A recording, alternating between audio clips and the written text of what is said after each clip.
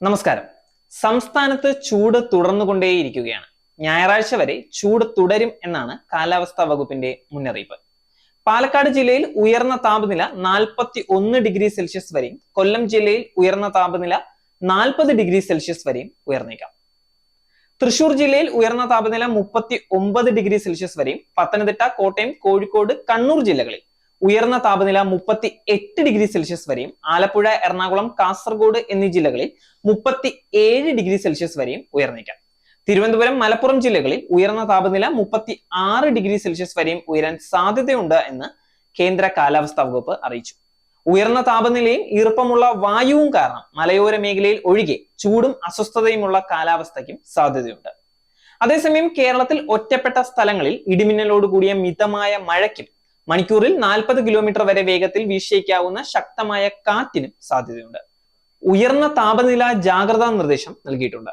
പകൽ 11 മണി മുതൽ 3 മണി വരെ നേരിട്ട് ശരീരത്തിൽ കൂടുതൽ സമയം തുടർച്ചയായി സൂര്യപ്രകാശം ഏൽക്കുന്നത് ഒഴിവാക്കുക. പരമാവധി ചൂടുവെള്ളം കുടിക്കുക. ദാഹമില്ലെങ്കിലും വെള്ളം കുടിക്കുന്നത് തുടരുക. നിർജ്ജലീകരണം ഉണ്ടാക്കുന്ന മദ്യം, കാപ്പി, ചായ, കാർബണേറ്റഡ് സോഫ്റ്റ് ഡ്രിങ്ക്സ് തുടങ്ങിയവ പകൽ സമയത്ത് ഒഴിവാക്കുന്നത് നല്ലതായിരിക്കും. അയഞ്ഞ ഇളം നിറത്തിലുള്ള കോട്ടൺ വസ്ത്രങ്ങൾ ധരിക്കുക. പുറത്തിറങ്ങുമ്പോൾ കുടയോ തൊപ്പിയോ ഉപയോഗിക്കുന്നത് നല്ലതായിരിക്കും.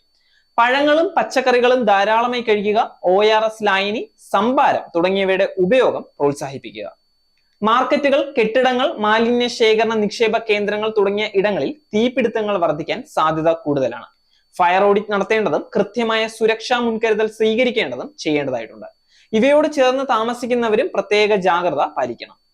ചൂട് അധികരിക്കുന്ന സാഹചര്യത്തിൽ കാട്ടുതീ വ്യാപിക്കാനുള്ള സാധ്യതയുണ്ട്. വനമേഖലയോട് ചേർന്ന് താമസിക്കുന്നവരും വിനോദസഞ്ചാരികളും പ്രത്യേക ജാഗ്രത പാലിക്കണം.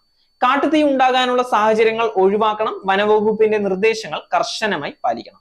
വിദ്യാഭ്യാസ സ്ഥാപനങ്ങളിൽ വിദ്യാർത്ഥികൾക്ക് ശുദ്ധമായ കുടിവെള്ളം ഉറപ്പാക്കേണ്ടതും ക്ലാസ് മുറികളിൽ വായു സഞ്ചാരം ഉറപ്പാക്കേണ്ടതുമാണ്. പരീക്ഷാ കാലമായതിനാൽ പരീക്ഷാ ഹാളുകളിലും ജലലഭ്യത ഉറപ്പാക്കണം. നേരിന്റെ വാർത്തകൾ നിങ്ങളുടെ വിരൽത്തുമ്പിൽ എത്താനായി സാക് ന്യൂസ് ചാനൽ സബ്സ്ക്രൈബ് ചെയ്തും ഷെയർ ചെയ്തും ഒരു ശരിയായ മാധ്യമ നിലപാടിനൊപ്പം നിൽക്കാൻ ഞങ്ങൾ നിങ്ങളെ ക്ഷണിക്കുന്നു.